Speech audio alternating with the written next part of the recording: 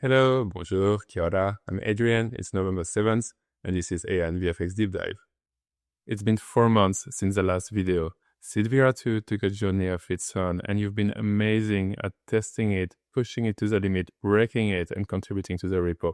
I'm extremely grateful for all of it. Meanwhile, I spent a lot of time trying to improve the integration so we can use SeedVR2 even on low-end GPUs. Today, we're releasing a major version 2.5, with a lot of improvement in speed, memory, quality, and usability. Unfortunately, it is a breaking change, so you will need to recreate your existing workflows, but stick around as I'm going to show you all the new stuff, how to use it, and how to optimize it. Allez, c'est parti. Let's start with the installation of SeedVR2 for ComfyUI. So we're going to go into our Manager, Custom Node Manager, and look for SeedVR2. It is the version from AInVFX with the most stars. By the time you're watching this video, it will likely be version 2.5 or above, so make sure you install that latest version. Once installed, you restart ComfyUI and you keep an eye on your shell to make sure there are no errors. Everything going well, SeedVR2 should detect your flash attention and return packs in your environment. If you don't have them, don't worry about it, they are not mandatory. Both are used to make inference speed faster, but you can totally run without them. In that environment, I only have Triton that we're going to be using to use torch compile, but I do not have flash attention installed. There is also a workaround that has been implemented to fix an out-of-memory issue with the VA. Now when you're going back into your ComfyUI, make sure to refresh the browser, and you should have a new menu, SeedVR2 with 4 nodes. If you don't see those, try to uninstall SeedVR2 in the ComfyUI Manager and switch to a manual installation. On the official GitHub repo for SeedVR2, you'll find an exhaustive documentation. Look at the installation steps and follow those carefully. Make sure you install the requirements that come with it and keep an eye on the shell to see if there are any conflict with your current environment. If you see conflicts like dependencies that cannot be installed or satisfied, try to figure out which other node pack you're currently using that is conflicting with SeedVR2 and install those. You can also try installing a fresh ComfyUI version just for SeedVR2, or you're more than welcome to copy and paste the entire log output from your shell showing the error, opening a new issue on the GitHub repo, and we'll try to help you out. The easy way to start with SeedVR2 is to use one of the templates. So today we're going to start with a simple image upscale template inside the SeedVR2 video upscaler folder. So load that one. It's using ComfyUI example file. So if we run that workflow for the first time, what's going to happen is that SeedVR2 is going to download for you automatically the models that you don't have in your machine. So we're going to be downloading the DIT for the upscaling process and the VAE for the encoding decoding. If you do not want to do any manual downloading, you can find all those files directly on the GitHub page of the repo. If you go in the installation tab, you'll find the 3 repos that are being used. Most of the models are between NUMS and AInVFX Hugging Face repo. And if you want additional GGUF models, you'll find them in the Simicas repo. Once you've downloaded all those files manually, you can put them inside your ComfyUI folder, inside the models subdirectory, and there you need to create a SeedVR2 folders where you're going to put all the files. Back to ComfyUI, the download is now complete and the upscale has been done. We've changed how the nodes are organized to make it more modular and to give you more flexibility. We now have the main upscaler node with most of the upscaling settings. You're going to find your DIT model loader where you're going to be able to pick your model and apply settings specific to the DIT, like block swapping. As a reminder, SeedVR2 comes in 2 variants. There is a 3 billion parameter and 7 billion parameter model, and you have multiple quantization option, either FP8 and FP16, and we now also fully support GGUF if you want to use 4-bit or 8-bit quantization.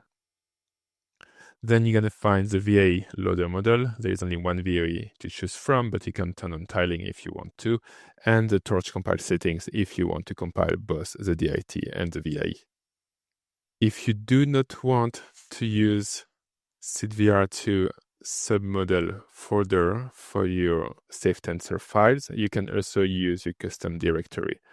To do that, you need to go into your ComfyUI folder and look for the extra model path Yarn example.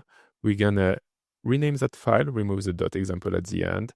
And when we open it, it's very simple. Let's copy and paste those two first line here, remove the dash, and we're going to replace base path with SeedVR2. This is going to be the path to the folder where you have all your models.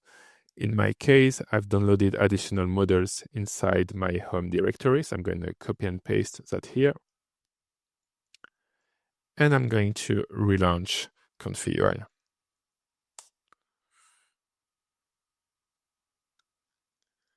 Once I'm back in ComfyUI, I can now pick one of the GGUF models that I had downloaded earlier.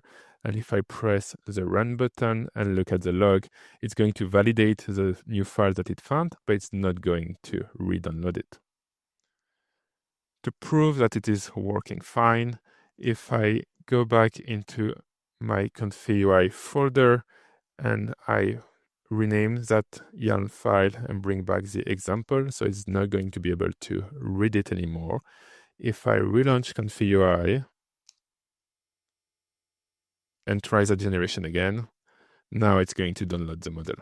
We also added support for download interruption and model file checking. So if you interrupt that download and relaunch ComfyUI and try again, it's going to recover where it left off. And it's also going to make sure that once it's downloaded, the file is correct, not corrupted before attempting the upscaling process. SeedVR2 comes also with a command line interface tool, which is very handy if you want to do some batch upscaling or if you want to take advantage of multi-GPU. To be able to use it, assuming you've already installed SeedVR2 for ComfyUI, all you have to do is to go inside your ComfyUI folder.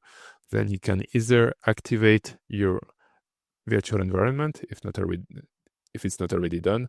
In my case, I will do source or if you don't want to do that, you can also call the standalone Python that comes with your ComfyUI folder.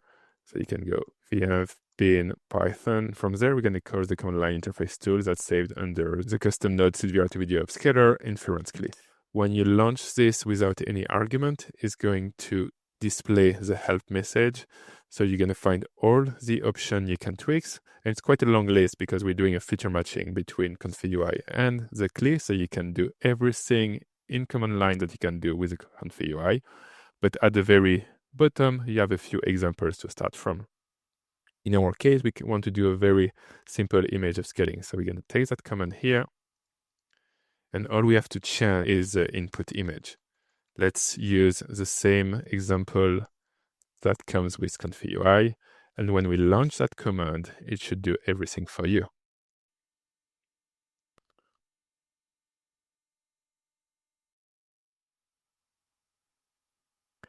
It saves the file inside the output folder, example upscaled. So let's look at that. And if we compare our input with our output, you should see that the upscaling has been applied. Let's dive deeper into upscaling and try to push the limit of what my machine can do. So for reference, I have a 16 gigs VRAM card. The same machine I was using 4 months ago when I did the last video, and I was always running out of memory. So it's going to be interesting to see all the changes that have been incorporated inside the SeedVR2 integration to allow you to run it on consumer hardware. The first thing we need to start with is our upscaler node. That upscaler node is taking an image as an input and we're going to give an image as an output. Let's load an image. And the asset we're going to use for this example to make it a bit more interesting is a file that comes inside the SeedVR2 video upscaler, example workflow, example input, and then you're going to find the Sadu image, which is an image I found on Pixel that you're allowed to use commercially if you want to. Now, we need to give it an output. So let's connect the image into a preview image so we can see something. And if I were to run that graph as is, it's not going to work because we're missing two things. We're missing our DIT, that's going to be our upscaler model, and our VIE, that's going to allow us to encode our pixel into a latent space so we can do the upscaling and then decode that back into pixels so we can save it as an output image. Let's do those two things. So let's load our SeedVR2 DIT model and our SeedVR2 VAE model. We're going to connect those two here, DIT into DIT and VAE into VAE. And if we run the generation now, it should output something. I like keeping an eye on the log, and that's going to be especially important for SeedVR2 because you are still going to run out of memory. But the important thing to note is at which stage are you running out of memory, so you know what you need to tweak. There are 4 different phases in the SeedVR2 upscaling process. The first one is the VAE encoding, where we convert this pixel into latent. Then there is the upscaling, where we add all the details that we need in the picture. Then we do the decoding, where we convert those back into pixels. And finally, the post-processing, where we're going to do some color matching and combine all the different batches together. And knowing where the out-of-memory error happens will allow you to tweak the right setting. What we can see here out of the box is that we loaded an image that has an alpha, and we're getting an image that doesn't have an alpha. Okay, so let's fix that first. So the load image comes with a mask output. So we're going to join the image with alpha, so image into image, mask into alpha, and then pipe that into our image input of the upscaler. And when I relaunch that workflow, SeedVR2 is going to recognize that there is an additional channel here, RGBA, and is going to return the image with the upscaled alpha. That's a new feature of that new integration. Keep in mind that this is still a work in progress. It is not perfect, so I'm very much looking forward for all of you to give it a go, find where it shines, where it breaks, report some feedback on the GitHub repo, and we'll try to improve it in the future. Now I'm going to do quite a bit of testing here, so to make sure I can easily compare the effect of each settings, it's a good idea to log the seed. So we're going to set fixed seed and give it a number of 42, because as you know, it's the answer of the universe and everything else. Now, each time we're going to change a setting, it's going to only show me the changes from that settings and not show me the changes from the seed variation. What I like to do first is to pick the model that I want. Sometimes you're going to pick on your hardware. If you don't have a lot of memory, you might want to use an FP8 model or even a GGUF version. And sometimes you're going to want to pick in terms of quality. Here, I want to get as much detail as I can because I'm just going to do a single image of scaling. So I'm going to pick our 7 billion parameter sharp variant in floating point 16. As the name indicates, the sharp variant of the 7 billion parameter model is a bit sharper than the regular 7 billion parameter model, and then floating point 16 to have more variation into the details of the picture. Now, if I rerun that generation, I'm running out of memory, so it's interesting to know at which step I do run out of memory. Here, the encoding step happened fine. Then we have the upscaling step, and that's where it struggled. The first easy thing you can do is to offload all the models onto CPU RAM. So there are 3 offloading steps you can turn on. There is the offloading device on the video upscaler, and that's going to offload all the intermediate tensor. So each time there is an operation that's complete on the GPU, we're going to move that data on the CPU RAM. This one is on by default because it's very important for long video generation. There are 2 other places where you can set an offloading device. There is the DIT model. So each time once the DIT model is done doing the upscaling, we can either move it to the CPU or to another GPU if you have multiple GPU on your machine, and the offloading of the VAE model.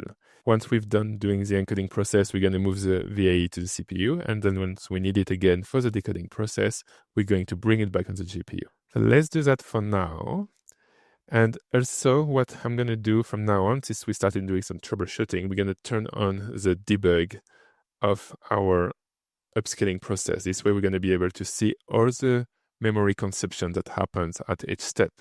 So if I rerun that generation and I look at my log, still running into VRAM issue here. Let's look at the actual shell so we can see the details. So if we look at the VA encoding phase, by the time it completed the encoding phase, the maximum VRAM it used was just above 5 gig. Then we left with just 0.1 gigs on the GPU, so barely nothing. Then it starts the upscaling process. And the issue with the upscaling process is that the model that we're trying to load right now is a 7 billion parameter in floating point 16. And that's the amount of disk space that model uses, which is, in my case, since I have a 16 gigs VRAM GPU, that's all the VRAM I have on my machine. So there is no space at all to do the upscaling. So to solve that problem here, what we need to do is we need to split that big 7 billion parameter model into smaller chunks and have most of those chunks sitting on the CPU most of the time. And when we're doing the upscaling process, we're going to bring one chunk of that model, start upscaling a bit, then move that chunk over, and then back and forth. And what that really is block swapping, okay? Each model, whether it's the 3B model or the 7B model, is made of a certain amount of blocks. The 3B model has 32 blocks. The 7 billion parameter model has 36. And to be able to swap the blocks as we need, we're going to use the block swap feature. So if I go back into my load DAT model here, I'm going to turn on block to swap. And you can see in the help, it tells you how many blocks you can play with. I'm going to go for maximum savings. So I'm going to set number to 36. And then if I relaunch that generation, and if I look in the log, what's happening here, I still have that 15 gigs DIT models I'm going to use to do the inference. But all of those blocks, all those transformer blocks, they're currently sitting on the CPU. And each time we need to do the upscaling process, we're going to take one block, move it to the GPU, upscale with it, then move it to the CPU, and so forth. And as you can see, it has an overhead. Like this is the amount of time that we spent doing that back and forth. But if I look at the peak VRAM usage of the upscaling process, now it's just under 2 gigs, when before it was going over 16 gigs. Okay, so that allows me to do that upscaling without running out of memory. If we want to compare the result between the 7B Sharp model and the 3B FTP8, first thing we like to do is, instead of just doing a preview, we're going to save that on disk. So let's replace our node here with a save image. That's going to be our ComfyUI 7B Sharp FP16. And now if I copy Others node and duplicate, since we use granular node, we can keep the same VA settings, but just change the settings on the DIT. And here I'm going to go back to the FP8 version in 3 billion parameter and save that as a separate image.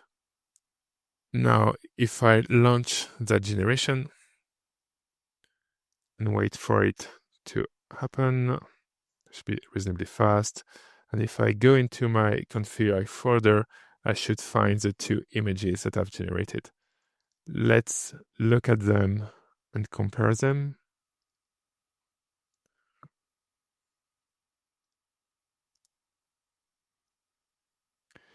As you can see, there is a difference in the level of details and the sharpness. To the left, that's the 3B FP8 version, and to the right, the 7B Sharp FP16 version. Now, which one is better than the other? It's very much an aesthetic preference, and it's also depending on the image that you are trying to upscale. For some images, it's good to have the crisper details. For other images, you might prefer the softer look. Let's go back to ComfyUI and push the resolution a bit further and look at a few more settings. Let's remove the second branch here. What we're going to do, we're going to be upscaling all the way to 4K. Now, if you haven't realized, before we were limited in the specific resolution that we wanted to upscale to. If we wanted to upscale to 1080 before, we wouldn't be able to do it. We would have to find the nearest resolution value that is a multiple of 16. Now we've changed that and we can upscale to any value as long as it's a multiple of 2. That is to make sure you don't run into issue when you're going to convert the output into videos where you need even numbers. In our case, we're going to upscale all the way to 4K. Now, remember that resolution parameter is for the shortest edge of your image, okay? And it's going to maintain the aspect ratio. So if we run that generation now, and if we look at the log, the resolution that we're going to upscale it to is going to be 4K times almost 6K. So if you want to constrain that number to no more than 4K, what you can do is you can set the max resolution. So let's put the same value in both field here and there. What this is doing is to ensure that the longest edge of the image will not be greater than 4K. Now let's run that generation and look at the log. And again, we're running into a memory issue. But where is it happening? If we go back to the various phases, again, we have the first encoding phase. And here, this is where we're failing. Error in phase 1, allocation on device. When we're doing VA encoding, we have the ability to turn on tiling, and same for the decoding. Tiling is going to split the images into various sections and treat them separately. So let's turn those to by default and see what's happening now when I rerun the generation.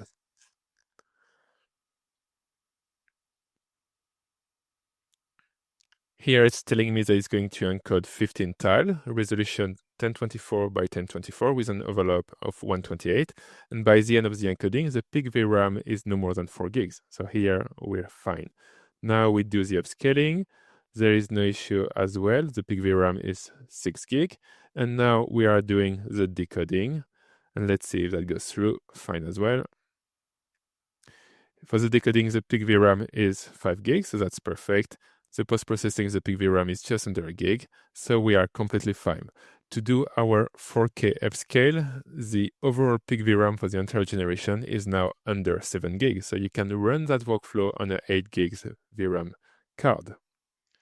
If we look at the result, so our final resolution is 2742 x 4096, and if we compare with what we had earlier,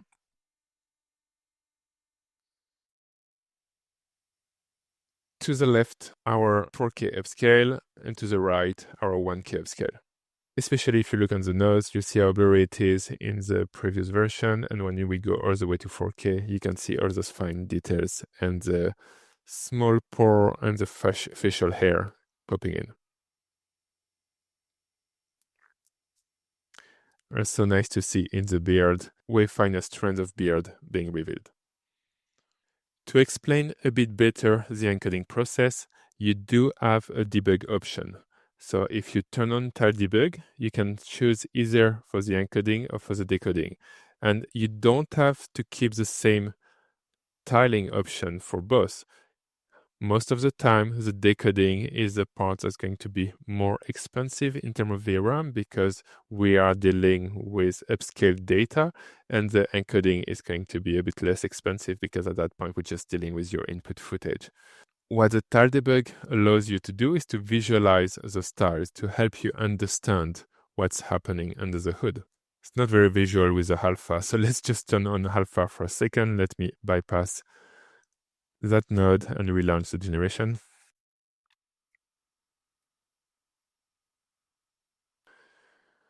So what you can see that there were 15 tiles that were being created, and those tiles do overlap, and they overlap by this amount of pixels, which is here 128 pixels, and that's to make sure that when we combine all the stars back together, recreate the final output, we don't have seams that are too visible. However, it will never be perfect. If you can afford doing upscaling without tiling, you will always be better off. It will be faster to run and you won't see the seam for sure. But sometimes you just have to do what you have to do because we want to upscale to those high numbers and we don't have the proper hardware to do it without it. Don't forget to disable the debug before doing your final generation. Otherwise, you're going to be very unhappy if you're being left with that overlay. Let's re-enable the alpha channel. A new thing that has been added in that last version of SeedVR2 is the additional color correction modes. We used to have wavelength on by default, but people were complaining that the upscaled image looked more saturated and quite different from the input image. So I've introduced a lab matching, which is way closer to your input footage. However, if you don't want any color correction at all, you can set that to none and relaunch your generation. Or you can also experiment with the other one based on the type of footage that you're working with.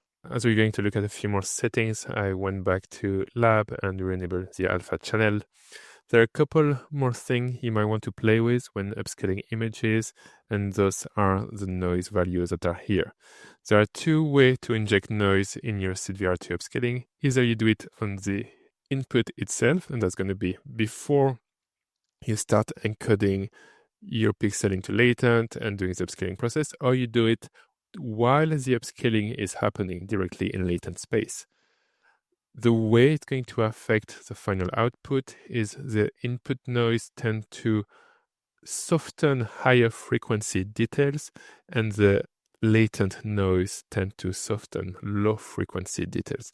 So if you want to do some subtle variation, so if you just want, let's say, those small specks currently on the nose to be a bit softer, you can increase that value. It's a 0 to 1 scale that you can play with, but if you go too high, you're going to destroy your input. Let's start with 0.3 and rerun the generation.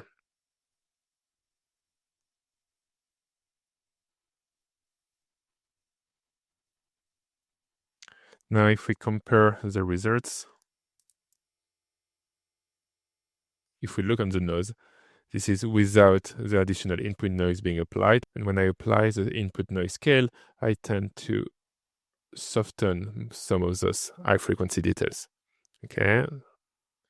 So without it and with it. Now, if we start playing with a latent noise, so let's bring that one back to 0. This one you need to be even more careful with the value you're using. When I was preparing that tutorial, I found that 0.4 with that example is actually pretty good. Now, if we compare the results, so this is my input image, and when I inject some latent noise, you can see, especially in the ear, around the face, we resolved a lot of those high frequency details and replaced them with softer surfaces. Without it, with it. So at this stage, it's very much an artistic choice based on what you're trying to achieve. But that could be a nice way to manage the sharpened details that the model tend to add by default. Sometimes you want those extra features, and sometimes you actually want to end up with smoother surfaces. In the past, those two settings were used to resolve some artifacts that were happening when upscaling at very high resolution. And they used to be like very saturated, noisy artifact. All those artifacts should be gone by now. That has been fixed in the latest version. There were also artifacts in the past with upscaled image rendering completely black. That should be fixed as well. Still left those parameters here because I think they are a nice way to art direct your output. But hopefully you shouldn't run into broken upscaled image anymore. And if you do, please let me know so we can fix them. Another type of artifact that used to happen in the past as well is sometimes you would see line on the final output, like almost tiling edges that we don't resolve properly. And those were fixed by the introduction of mixed model. So that problem was only happening with the 7 billion parameter model in the FP8 version, so the 7B FP8 and the 7B Sharp FP8. So I've removed the original FP8 safe tensor for those models and replace them with a mixed quantized version where most of the blocks are at FP8, but the final block is at FP16. And that ensures that when the final computation are happening, we use a full level of precision and we can resolve this artifact. For you, that shouldn't be an issue anymore. That should be all transparent. I'm only letting you know because if you've been using SeedVR2 for a while now, you might still have the original 7B FP8 or 7B Sharp FP8 safe tensor on your local machine. I advise you not to use it and instead move to the mixed version that should be artifact free. If you want to revisit any of the things that we've talked about in that example, you'll find the template saved in the template manager under SeedVR2 4K image upscale. Quick one, if you're enjoying this and want to keep learning, we also run monthly masterclass and private mentoring sessions. Check out the links in the description if you're interested. So now, what if you want to upscale video, which is the main purpose of SeedVR2? We started with images because it's an easy and fast way to understand what the model is doing, but by all means, do upscale videos if you want to. To upscale video, we're going to start the same way. We're going to bring our video upscaler node, our DIT, our VAE, and we're going to connect them. Then we're going to load our video. In this example, I'm using only ComfyUI native node. This way you don't have to install any additional node package, but you're still welcome to use VHS and the other node pack if you want to. The video I'm going to use is one that is shipped with a SeedVR2 node, which is a mustache example. I picked a mustache because it is Movember, everyone. So let's celebrate men's health and let's celebrate the mustache. Okay, to use that one, we can't plug the video output into the image. So first we need to get the video component. And then we're going to feed image into image. And then to recreate the video as an output, we need to create a video. So image goes into image. We can pass the audio and the FPS to make sure we don't lose those data. And then we can finally save our video. If I try to run this one as is, let's give it a go and see what happens. Keep an eye on my shell. Unsurprisingly, we're running out of memory. Remember, when we do so, we need to know at which steps we are running out of memory. Here, it's happening in the first phase, which is the encoding, okay? If you remember from the previous example, what did we say about encoding? The one way to resolve that problem is to turn on tiling. So let's do that. And at the same time, because we're doing some debugging, we're going to enable debug and try again. So now what we're finding is that our tiling is generating 4 tiles, but we are also processing multiple batches. The reason we are processing multiple batches is because we have an input of 45 frames, which is the length of the video I'm currently using, and a batch size of 5. And 45 divided by 5 equals 9. That's why we are processing 9 batches. So the encoding went through, peak VRAM is 8 gig, which is fine. Then the upscaling is happening. It's completed with peak VRAM of 6 gigs, that's fine. And now the decoding failed, it ran out of memory. Similar fashion that we resolved the memory issue on the encoding process by enabling tiling, we're also going to be enabling tiling for the decoding process. And we run that generation, keep an eye on the logs, and see what happens.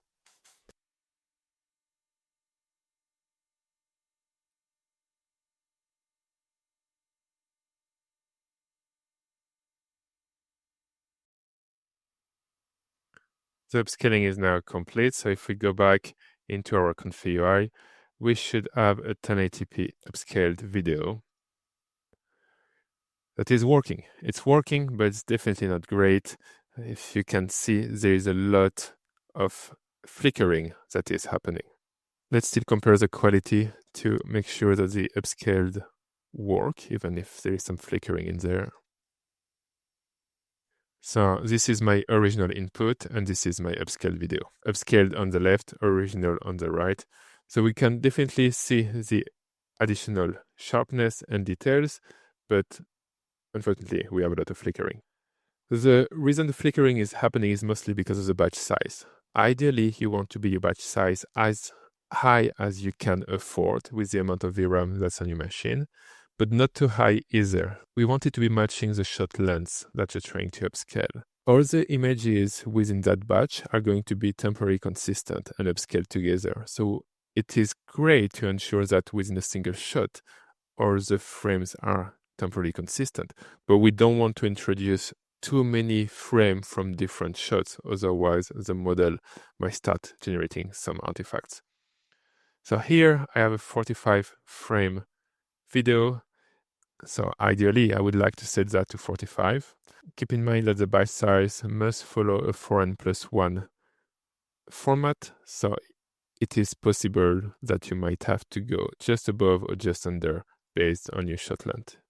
In my case, my initial shot is 45 frames, so I would like to upscale to 45 frames. If I do that and launch a new generation, still looking at the log, here what we see is that we don't do 9 batches like earlier, we just do a single batch.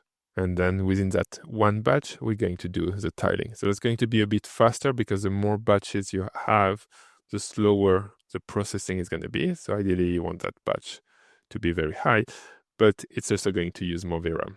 And here it is failing out of memory in the upscaling stage. What you could try to do is to turn on block swap, turn on swipe IO components. If that's not enough, you can try to work with a smaller model. Let's pick the smallest one that we have here, and then you can try again. When we turn on block swap, it's important to have the offload device being set. So remember to go to offload device and set CPU.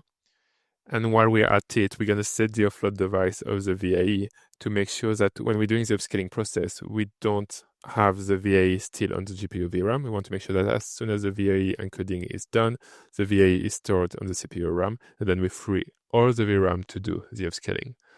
So let's relaunch that generation like that.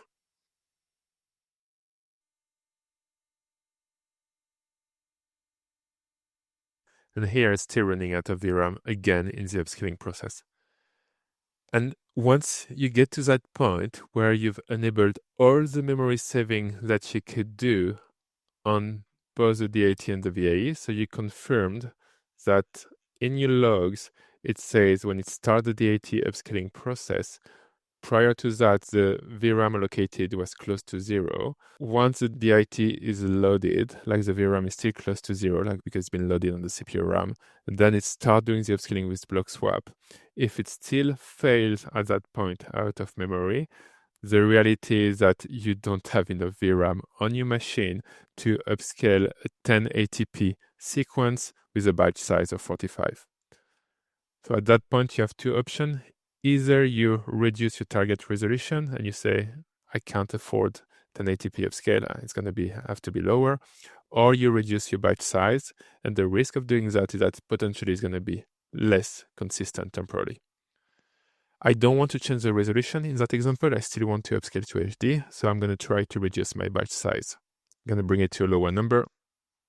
Let's go with 33 and try again. And actually, I just realized that I forgot to set my seed as fixed. And as a reminder, I said earlier, each time we're changing settings, please fix your seed. This way you can make sure that you can see the differences between the variation when you're changing settings and not because the seed is changing everything. So let's rerun the generation now.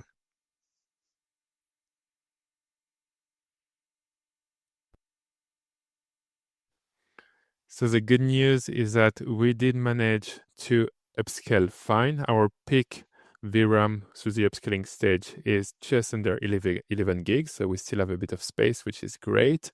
And that space is going to be helpful not to change the batch size of the resolution, but if we want to experiment with different models to get different upscaling results. However, we are now running out of VRAM in the decoding phase. So did we turn on tiling for the decoding phase? Yes, we did.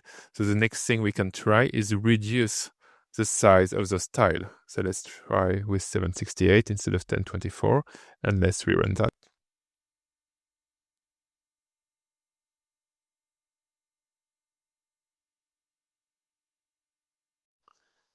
Now everything worked as expected without running out of the memory. And if we look at the result, it looks good at the beginning. It's more stable, but then halfway through the video, there is a pop and it's quite blurry.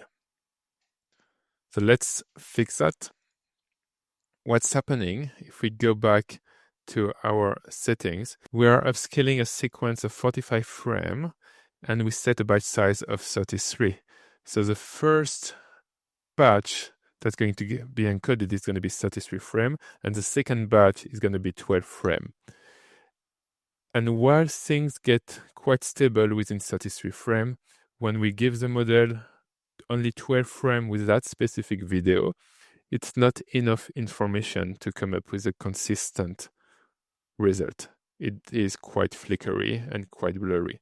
So ideally, what we would like to have is the same amount of frame for both the first batch and the second batch. And we can now easily do that when you go back into ComfyUI by turning on uniform batch size. And when I rerun that generation, what's going to happen, if I look at the logs, because we turn on uniform batch size, SeedVR2 is going to automatically pad the second batch to add 21 frames to make sure that that second batch is also equal to 33 frames. And once the upscaling is complete, we're going to remove those extra frames to make sure we still end up with a 45 frame video.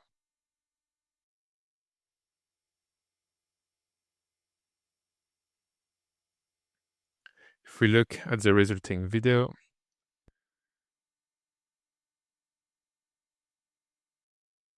we now have both first section and last section of the video that are temporarily stable.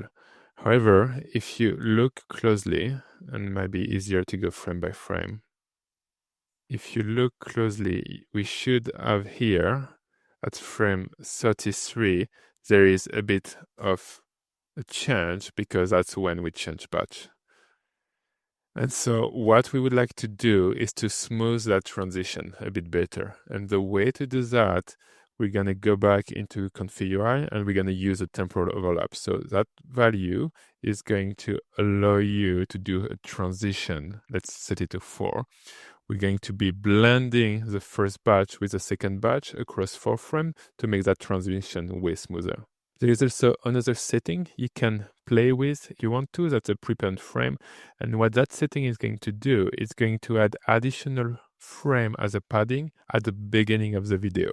Sometimes you might run into a situation where you have a lot of motion in your videos, and if you start the encoding from the first frame, those first few frames tend to have some artifact.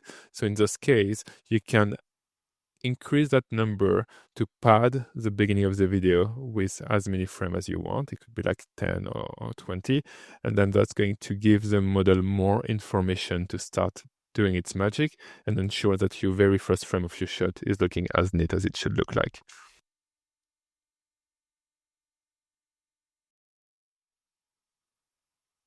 Now that it's done, let's open that output video so we can look at it frame by frame. And you can already see like it's quite stable here, but even if we go frame by frame, it was flickering quite a bit around frame 33 before, and now that transition is reasonably smooth. So that's a good way to mitigate your amount of VRAM on your machine and still upscale at high resolution. Once you are at that stage, you're in a very good place because you managed to deliver something that's technically correct and it runs on your machine, so you can start iterating on the visual look. And good thing you might want to try there is to try different models to experiment with different results. So what I would do is I'm going to copy this node, Actually, I just need those. Shift V, so we keep the connection. And Shift V again. So this one that we just done, that was the 3B Q4. Then here we're going to keep all the same settings, but we're going to use a 3B FP16. And for the last one, we're going to use our 7B sharp FP16. And we are going to launch that generation so we can compare the result of the 3 different models.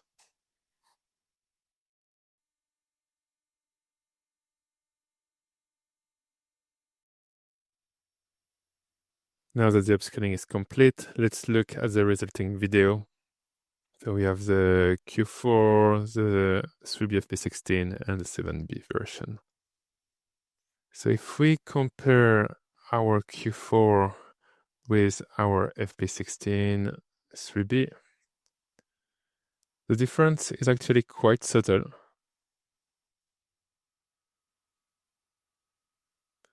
On the left, you have the Q4. On the right, you have the FP16. You have slightly more definition in the FP16, but if you wouldn't do an A-B comparison, you wouldn't know. Now, if we compare the 3B version with our 7B, that's quite a drastic difference. So this is the 3B variant, and this is the 7B variant of the model.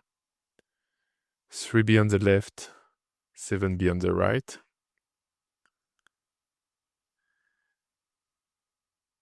And at this stage, it's very much what aesthetic you're going for. Personally, for realistic upscaling and that specific footage, I tend to prefer the 3B version. I find the look of the skin way more realistic. The 7B version tend to be over sharpened, like giving it a plastic look with very high specs that I'm not a huge fan of, but it might work better with other type of footage. Anyway, that's all for video upscaling. If you want to revisit that example later, everything is available in your template folder, SeedVR2 video upscaler, SeedVR2 HD video upscale, where you can start playing with that example. And if you don't have the asset, it is also available in your SeedVR2 video upscaler folder, example workflow, example input, and you'll find the mustache. Happy November, everyone. Now, everything that we've just done with the ComfyUI interface can also be done with the command line tool. So remember what we've done earlier. Inside the custom node SeedVR2 video upscaler, you do have the inference CLI script that we're going to be using as a command line interface. So you can either call it directly if you already have your environment, virtual environment activated, or you can call it using standalone Python app, which is what I'm going to do here. And those are all the settings we need to put in that command line to match what we've done with the UI. I'm not putting everything because some of the settings are actually available with default values that align with what I've done here. So I wouldn't put the output resolution because the default is 1080p, which is the type of upscaling that I want to do. But what I do have to put is my input footage, the MP4 that I'm going to upscale. Then I'm going to specify the DIT model. Here I'm setting the 3B FP16, which is the one that I prefer for that type of upscale. Block to swap, I'm going to set it to 32. I could set swipe IO component as well if I wanted to, but with my machine I'm fine without it. Then if you set block to swap, don't forget to set the offload device. I'm going to offload the DIT on the CPU. Then the VIE offload device will be also the CPU. Enable tiled VIE for the encoding and the decoding, and set the decoding tile size to 768. I'm going to leave the encoding tile size to the default 1024 because that was working well. Then the byte size of 33, the uniform byte size to make sure that the final output looks consistent even on the last frame, and then the overlap, I'm going to set it to 4 to match what we've done earlier. Then if you're going to run that command, it should do all the things that we've done earlier with the UI.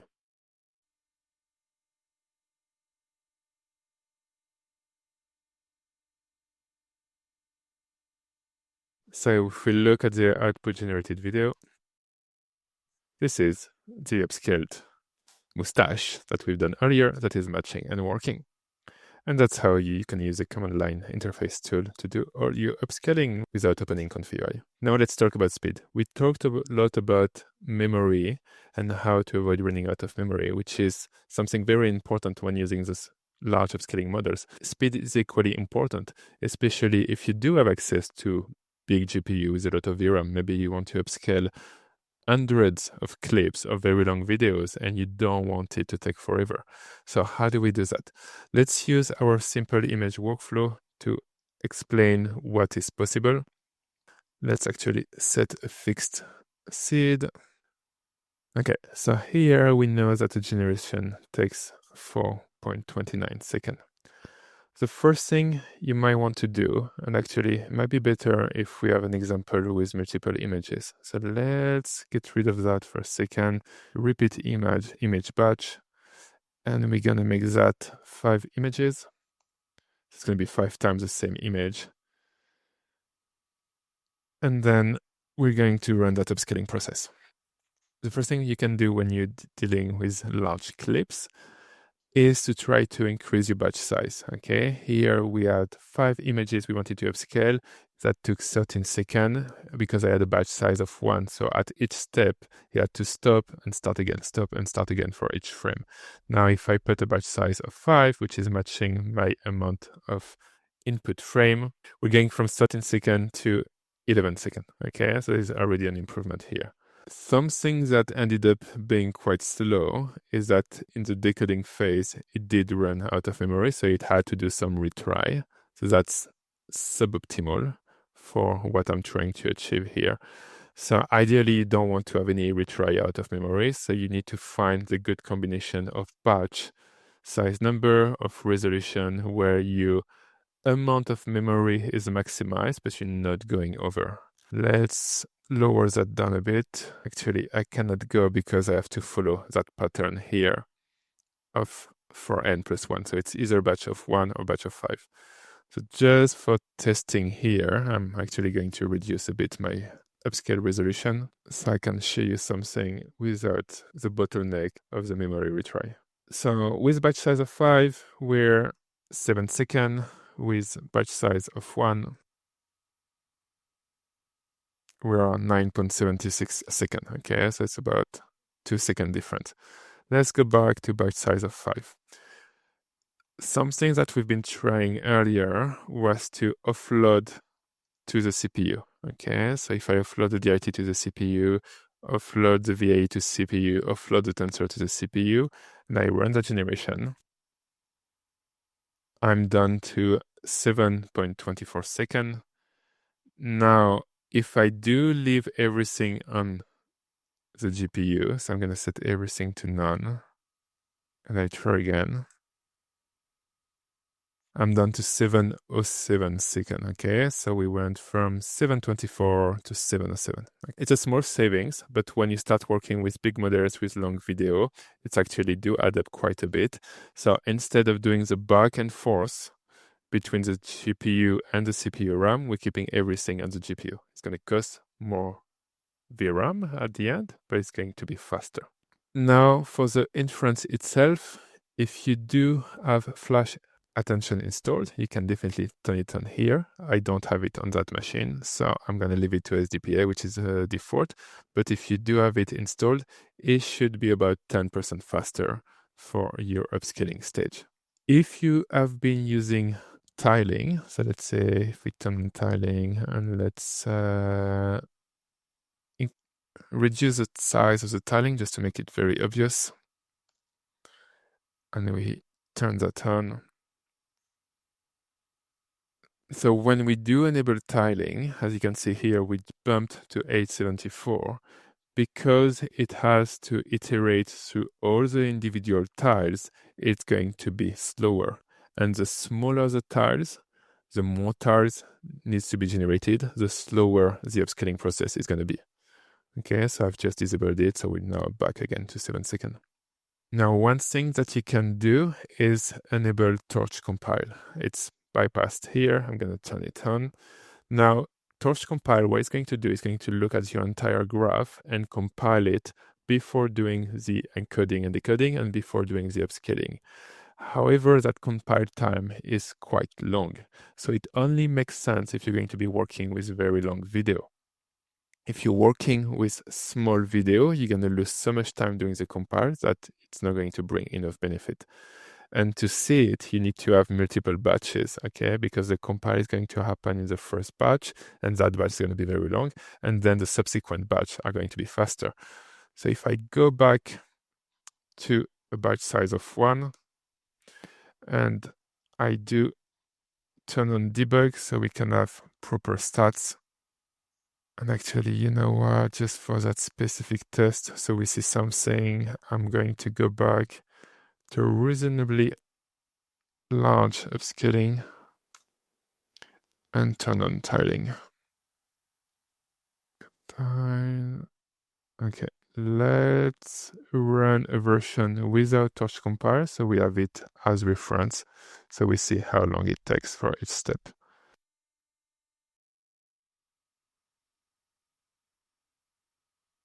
And now let's run a version with torch compile enabled, so you can see the difference. For torch compile, you have some settings that you can play with. The reality is that those default settings should work in most cases. If you want to tweak stuff, feel free to look at the help messages for each of those parameters. Not everything is going to be compatible with what you're trying to do, especially if you're going to try to upscale different resolution in the batch processing. Sometimes the compile will have to do recompiling because it's going to be working with different shapes. So that's going to create some issue where either you're going to hit the recompile limit and then you're going to revert back to non-compiled VAE and decoding, or you're going to run into error because it just cannot compile because of those varying shapes. So only change those settings if you fully understand what they mean and what you're trying to achieve. Otherwise, I would strongly advise to just leave them as default, which is what they've been optimized with.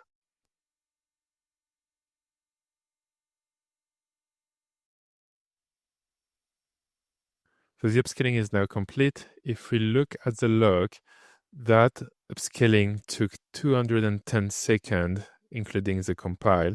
Now, if we compare the previous version, it took 47 seconds. Okay, so here, turning on torch compile didn't make any sense because we were only dealing with a few frames.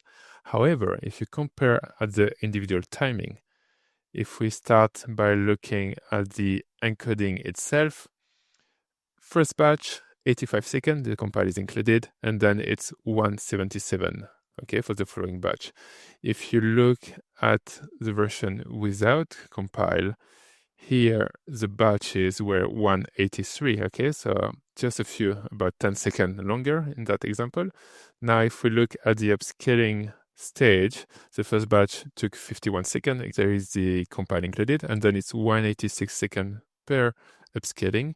If you look at the version without the compile, it's 282 seconds, okay? So we went from 282 down to 182, that's almost 1 second saving, okay? And looking at the decoding, we went from 413 seconds down to 397 seconds. So most of the savings are happening with the upscaling stage, and then we get about like just a few seconds in that example for both the encoding and the decoding stages. So again, on a very small subset of images in that example, that doesn't make any sense to turn on torch compile. But if you were upscaling a large video that had almost an hour of footage, it would make complete sense to optimize it at the beginning and then iterate through it quite quickly. Let's turn off torch compile for now so we can iterate faster. Couple more things that we need to mention. SeedVR2 has now been optimized for long video generation. In the past, when you were upscaling a long video, it would kind of run fine, but each batch would use a bit more VRAM, a bit more VRAM, a bit more VRAM. And even if you were successful enough to upscale all the batches, when you would compare the final video at the end, combining all the different batches, it would tend to run out of memory. All of that has been changed. every single batch now is consistent in terms of VRAM usage. To illustrate this, let's bring back the batch size of 5 and let's run that generation as is to see how long that generation would take to upscale a video with a batch size of 5 frames and how much VRAM, most importantly, is being used. So at the end here, you see the peak VRAM, okay? The maximum peak VRAM across all phases from encoding, upscaling, decoding, post-processing is 11.57. Okay, that was a video of 5 frames. Now, if I'm going to increase that amount of frame, let's make it 15, so 3 times longer, because I do have a batch size of 5, it's going to iterate through 3 different batches. Okay, we see encoding batch 1 to 3.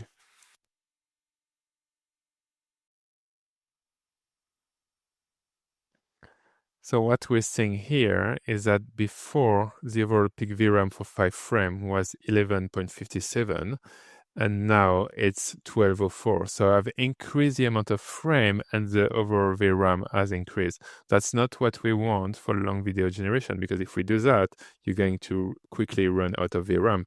So what you want to make sure is that on the SeedVR2 video upscaler, the offload device is set to CPU. And if I rerun that generation, what's going to happen is that the intermediate tensor, so your upscaled footage, consistently going to be stored on the CPU RAM once one batch is done, and then move to the next batch and store that on the RAM and move to the next batch and so forth. And that's going to prevent any kind of VRAM accumulation over time.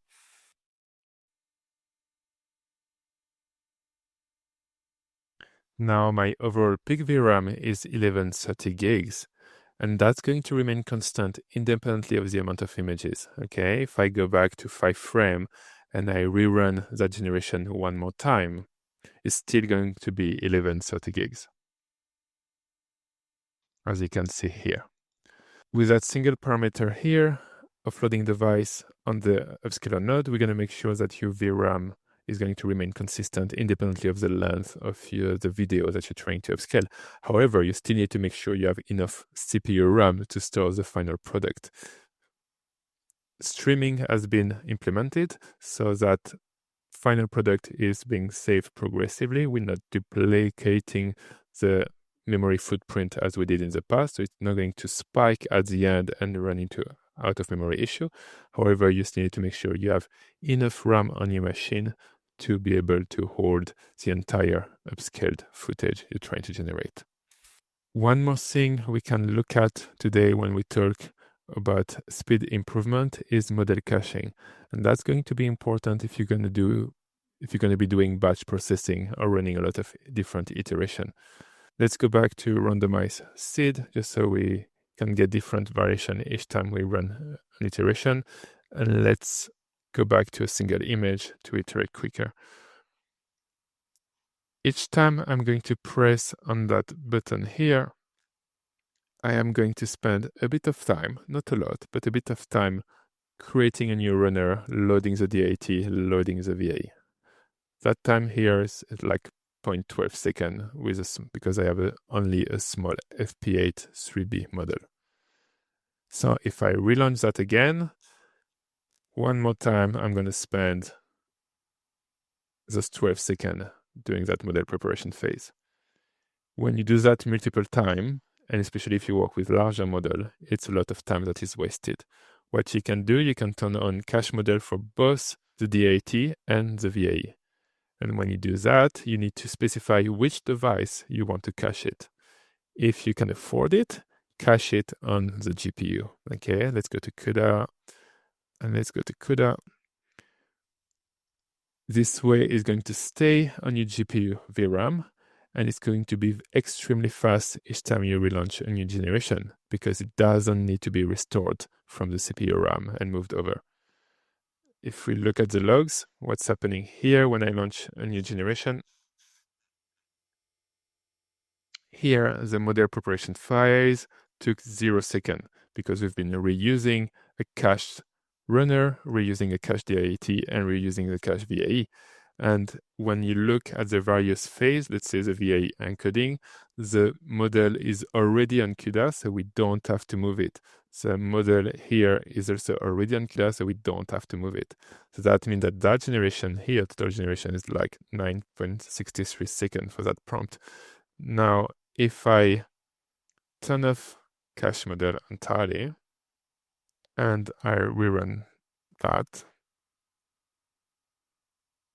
now that prompt was executed in 10 seconds 21 versus before it was executed in just 9.63 seconds.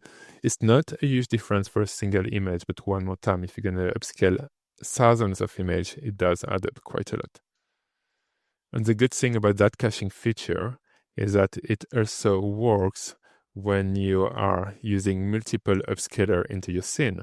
So you could do that and change different settings. Let's say we're going to upscale one at 1024 and one at 248. And if you turn on the generation, those two loader, the DAT and the VA loader, are going to be cached and they're going to be reused across those two different upscaler. So if I relaunch again one more generation, both upscalers are going to share the same models. Okay, here we're using cache runner for both versions. And again, we're going to reuse a cache runner for both versions. That's a good way to save on loading time and being able to iterate while remaining efficient. Even if the models are cached in memory, you can still change their settings. The integration is going to recognize the change of settings and update accordingly. If I were, let's say now, to turn on block to swap and run that generation, it reminds me that to use block swap, I need to have the offload device set to a different device than the inference one. So I can't use offload device to CUDA, it has to be to the CPU. And if I launch that generation and I look at my logs, it's still going to reuse a cache runner. It's still going to reuse the cache DAT and the cache VA, but it's going to recognize that I've changed the settings and update block swap accordingly. Okay, so block swap is still happening, even if the model preparation phase is still very fast, 0 seconds. I know there is a lot of information and you don't have to apply all of that when you need to upscale a single image, but when you start working on a production pipeline, or if you have a lot of images or video you want to upscale, it's important to spend time optimizing, and I'm hopeful that the small additions here and there are going to make a huge difference for your overall time spent doing upscaling. To wrap up, there are a couple of features that are interesting to see with the command line interface tool, so let's look at those. The first one is being able to use multi-GPU. So you have an example here. I only have one GPU on my machine, so if I try to launch that command, it's going to error because I'm asking to run on two devices when I only have one.